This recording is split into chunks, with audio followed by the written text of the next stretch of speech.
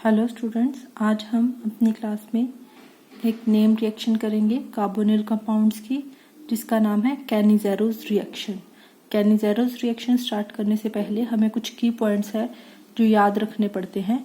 उसमें है फर्स्ट, ये जो रिएक्शन है ये एल्डिहाइड्स के लिए होती है, कीटोन्स के लिए नहीं होती, अकेले एल्डिहाइड कंपाउंड के लिए होती है।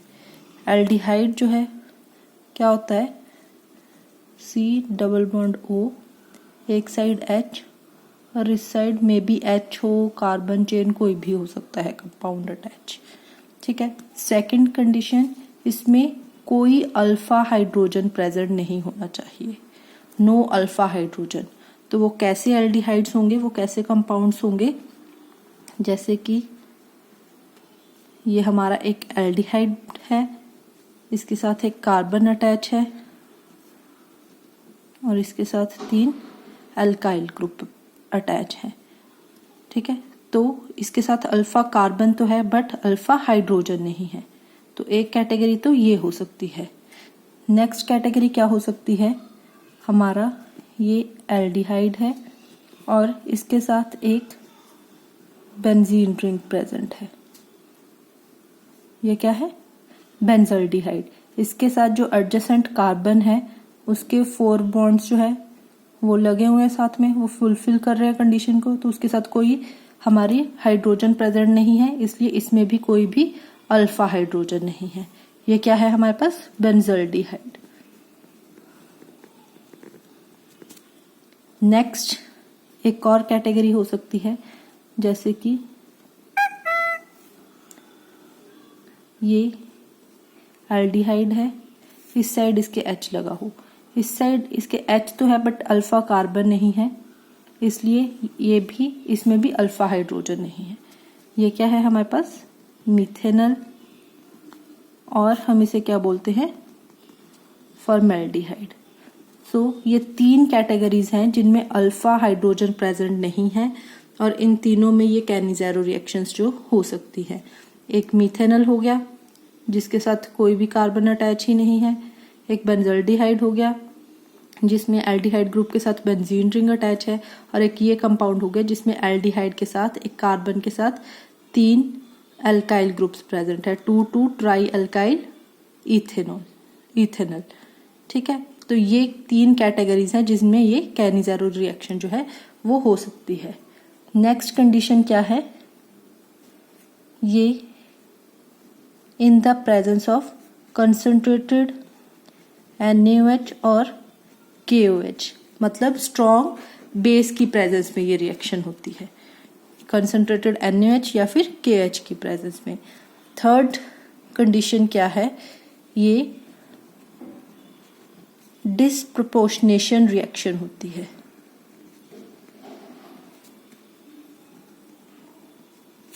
डिस्प्रपोर्शनेशन क्या होता है, कोई भी एक रिएक्टेंट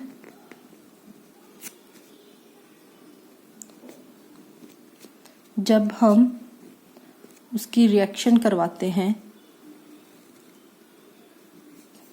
एक तो ऑक्सीडेशन, तो वो प्रोडक्ट 1 बनाता है,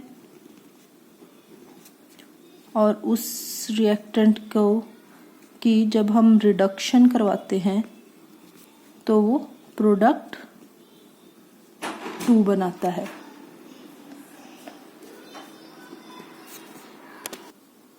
तो वो प्रोडक्ट 2 बनाता है, मतलब हम एक सिंगल रिएक्टेंट लेंगे, उस रिएक्टेंट के 2 मोल्स लेंगे, जब उसकी ऑक्सीडेशन करवाएंगे तो वो एक प्रोडक्ट बनाएगा, और जब हम उसकी रिडक्शन करवाएंगे तो वो सेकंड प्रोडक्ट बनाएगा। मतलब डिस्प्रपोर्शनेशन रिएक्शंस वो रिएक्शंस होती हैं जिनमें हम सिंगल आइडेंटिटी यूज करते हैं, जब उनकी ऑक्सीडेशन और रिडक्शन करवाते हैं तो हमारे पास 2 प्रोडक्ट्स बनते हैं। Means disproportionation reactions is that reactions where single identity undergoes oxidation as well as reduction to give 2 products। ठीक है। अब हम एग्जाम्पल से इसे समझते हैं। एग्जाम्पल 1 लेते हैं हम। फॉर्मेल्डिहाइड।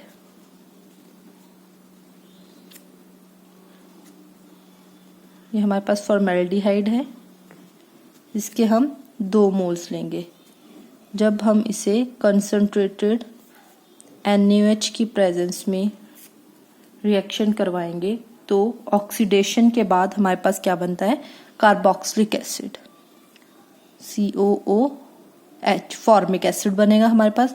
बट हम इसमें कंसंट्रेटेड NaOH यूज कर रहे हैं, इसलिए H जो है वो रिप्लेस हो जाएगा Na से, मतलब हमारा सोडियम सॉल्ट बनेगा फॉर्मिक एसिड का, प्लस एक हमारे पास अल्कोहल बन जाएगा। जब हम इसकी रिडक्शन करवाएंगे तो हमारे पास अल्कोहल बन जाएगा, मीथेनॉल।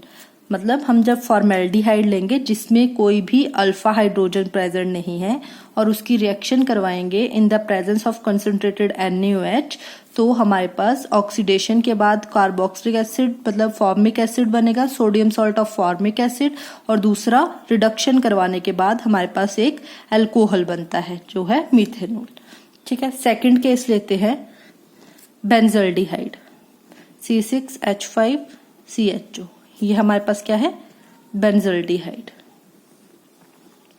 जब इसके हम 2 मोल्स लेंगे, जब हम इसकी रिएक्शन करवाएंगे in the presence of concentrated alkali NaOH की प्रेजेंस में, तो हमारे पास एक तो सोडियम सॉल्ट बन जाएगा COOH नहीं लिखेंगे, H को रिप्लेस कर देंगे Na के साथ, और एक हमारे पास अल्कोहल बन जाएगा।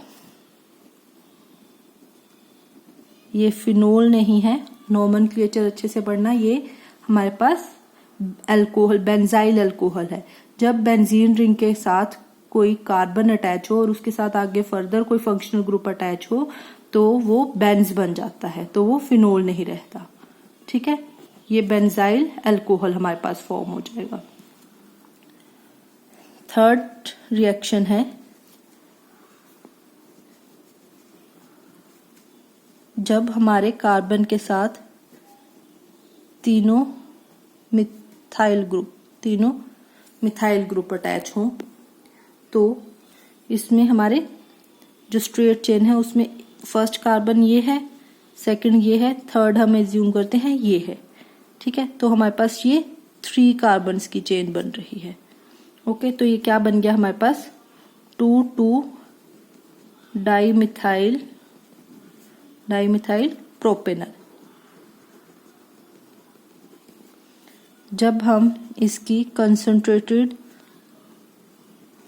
एल्कली की प्रेजेंस में रिएक्शन करवाएंगे तो हमारे पास क्या बनेगा, CH3 थ्राइस कार्बन COOK। ठीक है, पोटेशियम सॉल्ट बन जाएगा। एक तो हमारे पास कार्बोक्सिलिक एसिड का, दूसरा हमारे पास एक अल्कोहल बनेगा। जब रिडक्शन करवाएंगे तो अल्कोहल बनेगा। ठीक है,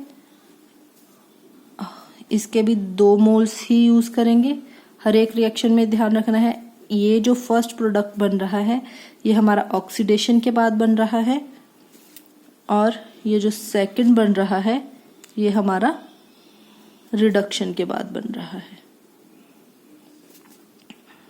सो डिस्प्रपोर्शन रिएक्शन क्या होती है, हमारे पास एक ही रिएक्टेंट सेम रिएक्टेंट के 2 मोल्स होंगे, और जब हम उसकी ऑक्सीडेशन करवाएंगे तो हमारे पास अलग कंपाउंड बनेगा, और जब हम रिडक्शन करवाएंगे तो हमारे पास एक अलग कंपाउंड बनेगा। 2 प्रोडक्ट हमारे पास फॉर्म होंगे। ओके, जो एग्जाम में रिएक्शन आती है उसमें यहाँ पे कंसंट्रेटेड NaOH लिखा होता है और इस साइड कोई भी एक एल्डिहाइड होगा, तो आपको वहीं से समझना है कि इसमें अल्फा हाइड्रोजन नहीं है प्रेजेंट। ओके, और कंसंट्रेटेड NaOH कंसंट्रेटेड एल्कली लिखा हुआ है, दैट मीन्स ये कैनिज़ेरो रिएक्शन है हमारी। ओके, ये सारा था कैनिज़ेरो रिएक्शन के बारे में। Thank you.